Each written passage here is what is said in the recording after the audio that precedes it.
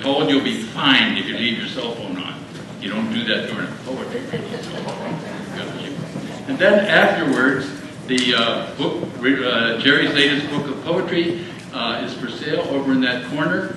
So buy yourself a couple of books and then go and have something to eat. Because when you get over there, we're going to ask you, did you buy a book? And if you didn't, then we're not going to give out very much of that food. A very hearty welcome to this special event honoring the poetry of the poet and scholar, Professor Jerome McElroy. My last poem, if it can be called that, was published in my high school magazine, Old Testament. Clearly, I'm ill-equipped to properly introduce our poet this evening, yet the honor was too special to decline.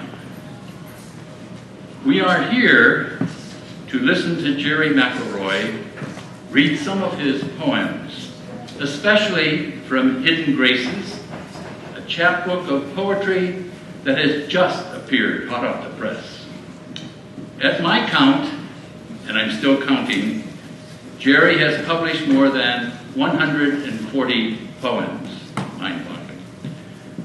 Poems that have been recognized by judges and editors as deserving of publication. For one of his previous chapbooks, I wrote this: Poet Jerome McElroy sees what we don't see, and he shares with us sparkling images which bring alive transcendent realities that lift up the heart and the mind. McElroy's poems remind me of Jared Manley Hopkins' sense of inscape, unquote. Spanish poet Juan de la Cruz wrote that for God to gaze is for God to love. Poets like Jerry McElroy see so deeply into people, things, and events that they discover that they love what they see. They know that everything that is good and true and beautiful. Wouldn't the world be ever so much more congenial were there many more poets like Jerry McElroy, who enable the rest of us to see with new eyes the dearest freshness deep down things.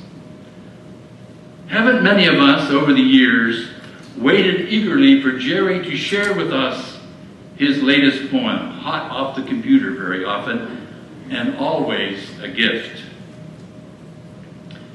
The constant appearance over 4 decades of Jerry's poems in print make me ask, and you must too, does the man ever sleep?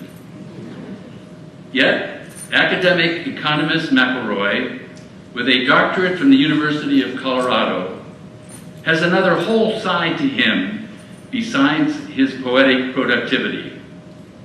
Jerry has published or co-published 17 books and monographs.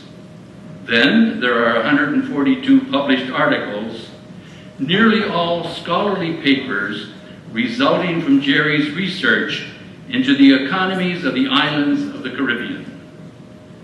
Jerry's published research has won for him scholarly recognition of his established model for the economies of the dependent islands of the Caribbean. That work is recognized as groundbreaking research. St. Mary's College has recognized Jerry for his devotion and commitment to his students with very special recognitions: the Maria Pieta Award and the Spes Unica Award. Jerry McElroy, the scholar, has passed on to his students a profound appreciation for scholarship, and with his poetry, an appreciation for elegance gained through the simplicity of expression. Jerry has taught them, and he teaches us, to gaze on creation and see its sacramental reality. For that gift, we owe Jerry enduring gratitude. Jerry McElroy's Herculean productivity as a poet and as a scholar is awesome and unique. Jerry, your family, your friends, and your colleagues applaud you and thank you for the gifts, poetic and scholarly, that we shall forever cherish. My friends, Jerry McElroy, our very own poet.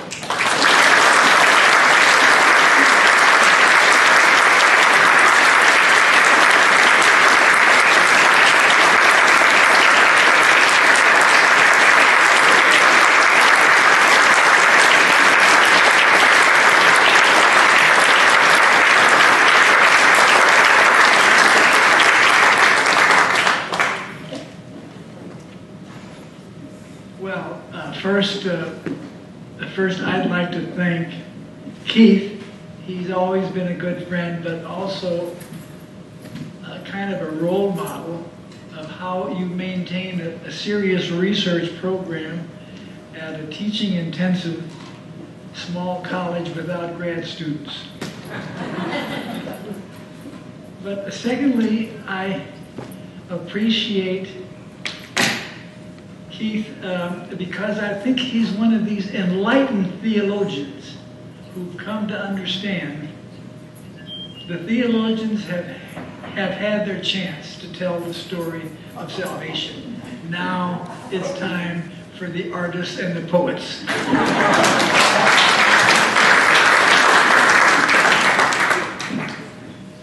And then thirdly, I'd like to thank all of you individually for coming. This is really a special occasion. What I'd like to do is I'd like to call this address Wings and Roots. So I want to start off and read some of the wings. These are the poems from the book. Then Roots tries to answer the question, where did these poems come from? In me, in my experience. And I'm going to start off with the definition of poetry that I think you can agree with. For me, life-giving poetry is sourced in emotion, in rhythm, in images, and in mystery. So what I'm going to try to do in the last half of the talk is uncover through poetry some of the things I think that have contributed to the wings I've had with this latest chapbook. So I want to start off with two poems about Mary. They both deal with the Annunciation. The first one is simply called Maria. Her untouched yes fissured ice and shook the earth, resurrecting prelapsarian footfalls in the garden, bending helix-like the arc of human hope toward home. The print of her lips in air, a dazzling aureole, Gabriel remembers still. So, that's a look at Mary, but with the hint that Gabriel's in this game too. So, the next poem is called The Annunciation. One aspect of the poem is to compare the descent of Gabriel to visit Mary as someone going skin diving. And I think all of us who've been skin diving can say